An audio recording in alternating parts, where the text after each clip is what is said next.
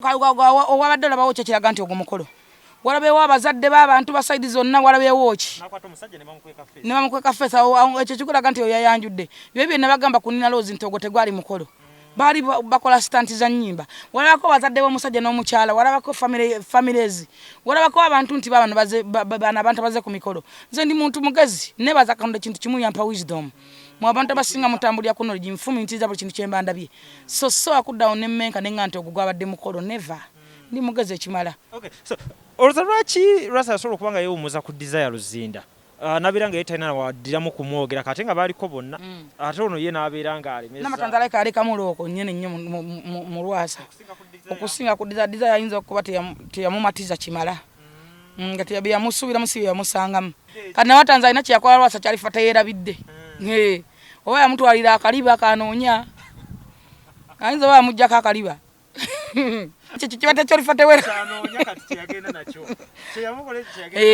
Tuli powered by Sozo Properties. Sozo Properties bagula ebintu ebikozeeko eby'omu nnyumba, restaurants, gym, saloon, properties nga amayumba n'amataka saako n'emmotoka nga bikyali mu mbeera nnungi. Basanga bakireka Kamuli Road n'ennamba z'essimu nga woozaba ku Facebook Sozo Properties obeera bafunye bulungi nnyo.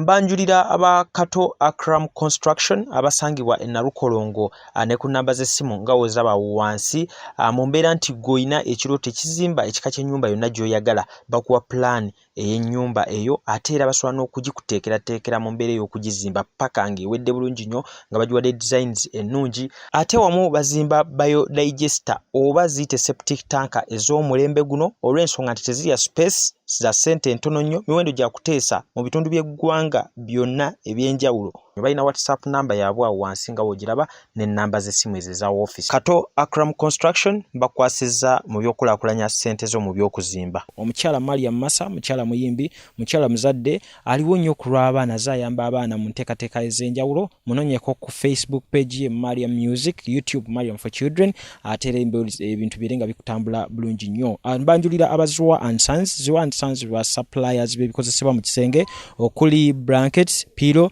bed cover, amasuuka, towel, mosquito nets ez'omulembe, closets, omugende engoye, ironing boards, n'ebigwa mu kkowa eryo. So gwe w'essomero, ddwaliro, NGO, hotel osobola okubeera ng'obanoonyaako ku Mukwana Arcade oba basobola okubeera nga bakudelivalingira ekyo ky'oyagala mu budde bwennyini ate okulaba ng'otambula bulungi n'omulembe. Ennamba z'essimu nga woozirabawo saako ku social media platforms zaabwe ez'enjawulo Zuwa and Sons ku lw'ebikozesebwa mu kisenge eby'omulembe. Rasa kiki kyakyafa Diana Nabatanzi okusinziira gwe ku kyolaba? Kubanga tuba tuwumuddemu ng'omusajja abaweera ekirala kyasuulawo nga bawo kyanyigiriza kyasuulira omukyala. Lwasa teyakyawa Diana. Yasigala kyamaga ate kyala nti teyafuta. Abasajja b'e Masaka we bato tebakyawa ate bakodo. Nkutidde. Masaka. Nange gwe ninawe Masaka. Era Diana Nabatanzi wanaafuna omusajja basajja kutulika. Va ku bino bye yadde akola Kaliyoki naye. N'oli yennyini tasobola kwemuuza olw'ensonga. Oli naye kennyini tasobola kufuna. Abawala basireyinga bali very very expensive. Tebaagala kufumba tebakola mirimu basosola enjala beemoola emibiri gya kuddaabiriza gya make-up gya kwokya mu byuma bali very very expensive. Kizibu okufuna omuntu ye yamuvinga onafuna omukyalo omupya lwaki teyewumuza? Omukyalo gwe yafuna tamwagala kyalinga okukola ki okulumya okola ekintu olumya omuntu ate n'owunzika ng'oyambe kati yalinga ayagala okulumya Nabatanzi. Ekya Lwasa aganyi kufumintiriza emyaka gy'alina oyo omukazi gwasoose kwagala muleka agende bebamubye bebisoose bantu bujjo babajjako n'abaana ne babagabira abalala.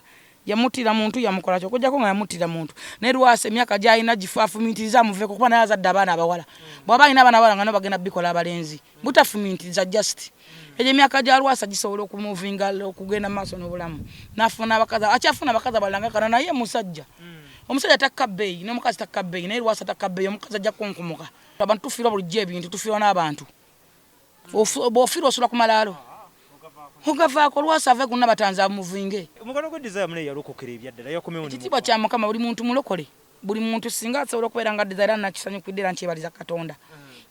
Desire yalokoka ekyo kitiibwa kya Mukama. Kitiibwa kya Mukama n'abagole sinna kalema yalokola ffera tujja kunzika nga tulokose nga tuweereza Katonda kubanga tuli mu kifaananyi kya Katonda twatondebwa Katonda kubeera balokole kuweereza Katonda so si kwekola bikolo bye twekola era buli muntu ajja kuninga apo ng'alokose. Yes. Kyoffe tuba tuli balokole twakkiriza Katonda lwakuba nti ensi tujajinga nga bwe yagala naye ebyo tetubifaako tetusobola kubifaako tebitujja ku mulamu ate bitujja ku Katonda. Okay, so mu mbeera y'emu tulina abantu bangi nnyo abali mu kuteekateeka okukola emikolo, abamu bagitegese ne basonda ne kasente tumaliriza emikolo tegibaddeyo. Tulinamu Bad Black kigambibwa alina omukolo ogw'engeri. Akola kya? Anoonya babbani awasa Bad Black ogwosobola okwetuusizaako bomu. Yafuna akasajja k'essebo kavubuka kato. Ekyo ekiteego osobola okkiwasa Bad Black akiteega. Osobola owasa Bad Black bamukuwemu ggwe kale osobola omwevumbika olunaku olumu. Kiki kyatalina abakyala balala kye balina? Kiri kiteega. Ala ssente alinga ku makamasiini. Teri alina ssente asobola kuwasa Bad Black okuleka nga wetulisizaako bomu. Bad Black bamuwasa. Kali kavubuka kato. Alina six pack. Buzungana nnyo kakiwulire kayevumbike nnyina. Osanga empewo yali nnyingi anaabugu mama wowoolo. Bad Black akyali nnyo. Ongambye akavubuka kato. Bad Black atakyali. Omukazi yenna kasita osuka emyaka 435. Oba oyiseeko kyuka bakaweddemu. Agiweza. Olw'okuba yakona. Obumpi si bulwadde. Tetubala bumpi. Tubala myaka. Kale mukolo gwaffe gundi full stop omukolo ne tugusonda ne bagusonda ne batugamba embagundi okongera kugenjede kyovola abantu bangi kati babivudde babikoye abantu bangi bavaayo ne bagamba tuli mulwadde mutuyambe tusondere ssente nosonda ssente omwana azikoka nalabako muganda wange wano Evelyn bamusondera ssente nakwanamu omulenzi yagamba agenda linnya mulongosa mitima mbu afenda kuzomwezi bataddewo ne date bataddewo embeera mbu ate omusajja akuba amasimu aganya omwana omuwa omutima ssente yazikwanamu kino ekivuka ky'ekivuka kiri awo nebyo ebintu byaddala ate kati ebyaddala bibeera byali bitali byaddala nze bujjo manyi disco bali musiba nawe disco kyeki wamalako ng'agenda India omukebera emitima kakati walaba yafa bagamba waliwo date y'okufa walaba afudde kakati sente zaalaga kyovala abantu bajja kujja ku mbeera entuufu gavumenti musonde ezigundi ssente abantu bagaane abantu banyiivu nze nagamba abagaga tebakyayamba lwaki byebimu abantu bangi baze balimbalimba emikolo abantu nabeko nakavuka kala kakola ku TV musimanyi bakaita obakani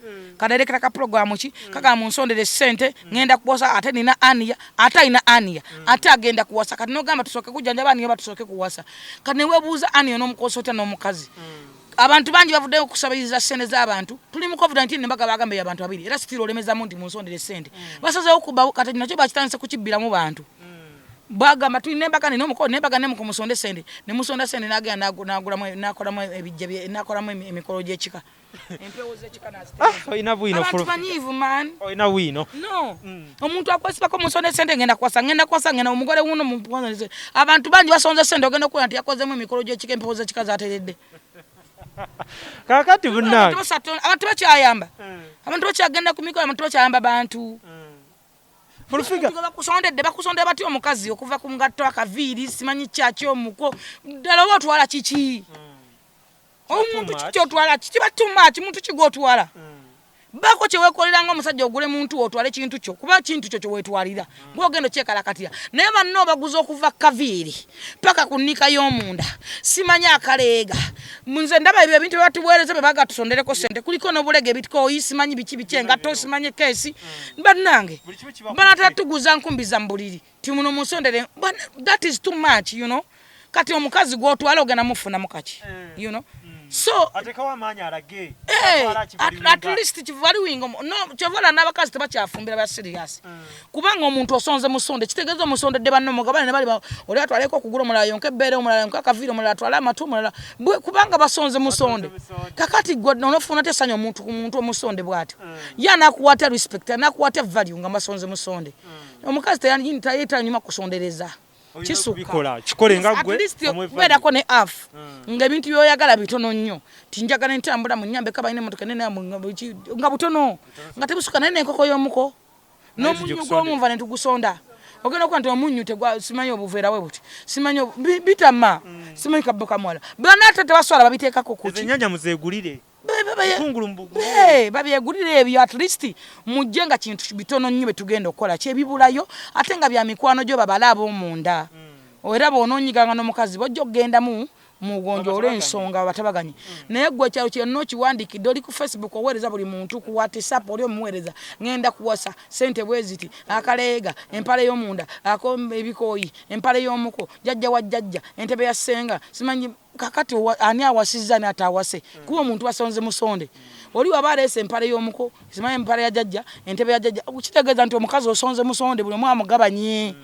anakuwa tekitiibwa anakwalava n'agijjawa bwe munayomba ogenda kulopa wani mukazi wa musonze musonde so nze ndaba nti kibeera too much ebintu basussa okusabiriza ne bateeka abantu ku pulesa gundi ngenda kuwasa tonampa kino engatto obuleega enviiri manange kyofula embaga tezikyawa nga tezikyanyuma na kunyuma bitama. Okay, so mu mbeera yemu nga tuva ku mikolo gino n'embaga namwandu wa AK47 ku mulundi guno kirabika amaliridde agenda kwewangulira Rabadaba. Tasobola kweweera oyo Yatusiramuse yafuna ekyuma ekimuuba wansi eyo. Kyuma kiba kitya bakikola mu nyanku mu mbugo yalwala kasenyanku. Ekyuma olukimu okutuma kukola ki? Kimutuma ayina kimuwujja bw'otamuwujja tatereera. Rabadaba tasobola kuwujja muntu oyo n'atereera. Ani anamuwujja atereere? Tewali oyo wa public bamuleke. Mikolo giyinza okubeerayo just nti babeera bakola ebintu ebyo oluusi kufunirako ssente oluusi kwerabisa kwejarabya amanya abo abantu ba socialite abo tebeewummuza ate abawala abo abatafumiitiriza just tebalina makulu yaba ayagala mbu alageko akabi nkulagiddeko wano ne babeera obulamu bwabwe buto nga tebeewummuza babuwuuba naye nze nga mbayandyewummuza akuza ekimala yenna mwandu yakuze yakola kyawutuuleko Rabadaba yateredde. Rabadaba akola mulimu ki? Muyimbi ayimba wa tuli mu covid bayimba ddi akyali akuba ku social media ku internet. Nze kyensobola okugamba muganda wange which is okay bw'abanga asazeewo okufumbirwa kubanga time ebadde nene eya AK47 ate kirungi omuntu amuwasa yali mukwano gwa AK kitegeeza ajja kwagala abaana ba AK. Ajja waliwo n'abamusumbuye awo bamuwubye bayinza nga empupa gye bamuwubye awo weddemu nga afunyemu kati ng'ateredde bamuwubye ekimuba ekimusunda kimusunze n'awuliramu nekikakana kati alabika anoonya gwawunzikirako gwafiirako kati tumuleka awummule mirembe.